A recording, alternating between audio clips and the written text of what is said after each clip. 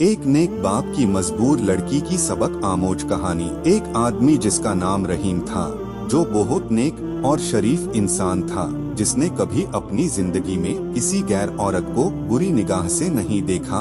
उस आदमी के घर की हालत बहुत खराब हो गई थी। नौबत यहाँ तक पहुँच गई कि घर में फाके हो गए। उस आदमी की एक जवान बेटी थी। जब फाके हद से बढ़ गए तो वो लड़की अपने छोटे बहन भाई की हालत देखकर बहुत परेशान होने लगी। उसके दिमाग में तरह तरह के सवाल उठने लगे।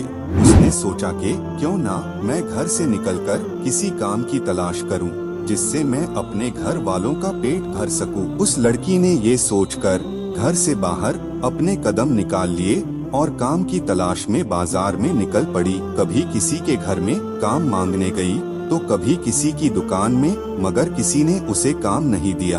वो थक हार कर अपने घर वापस लौट कर आ जाती। कई दिन तक रोज वो ऐसे ही काम की तलाश में घर से बाहर जाती और शाम को थक हार के घर लौट आती। जब कहीं भी उसे कोई काम नहीं मिला तो वो लड़की गलत कदम उठाने पर मजबूर हो गई। दिल में इरादा करके घर से निकली कि आज मैं अपना शरीर बेचूंगी और कुछ खाना खरीदूंगी। वो लड़की घर से बाजार जा पहुंची। जिस्म बेचने लड़की वहां गई और लोगों को अपनी तरफ आकर्षित करना शुरू कर दिया।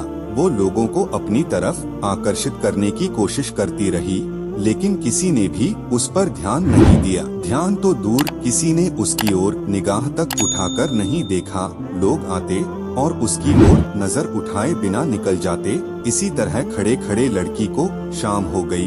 वो परेशान होकर घर की ओर कदम बढ़ाने लग गई। जब घर पहुंची तो अपने वालिद साहब को परेशानी में देखा। दरवाजे पर बाप ने बेटी को देखा और पूछा, बेटी कहाँ गई थी? लड़की अपने वालिद की बात सुनकर उनके पैरों में गिरकर रोने लगी और माफी मांगने लगी, और फिर रो रो कर सारा माजरा बयान किया कि अब्बा हुजूर, मुझसे अपने भूख से बिलखते हुए भाई बहन की हालत देखी नहीं गई और मैं मजबूर होकर जिस्म बेचने गई थी, लेकिन एक भी आदमी ने मेरी तरफ नजर तक उठाकर नहीं देखा। पूरी बात सुनने के बाद बाप ने अपनी बेटी से कहा कि बेटा, तुम्हारे बाबा ने आज तक कभी किसी गैर औरत को आंख उठाकर नहीं देखा, तो यह कैसे हो सकता था कि कोई तुम्हें नजर उठाकर देखता। इसीलिए दोस्तों, अपनी गंदी निगाह किसी औरत पर मत डालो, क्योंकि नजर कर्म बीज होता है। जैसा बोओगे कल को वैसा ही पाओगे। आज अगर हम अपने आप को खबरदार करेंगे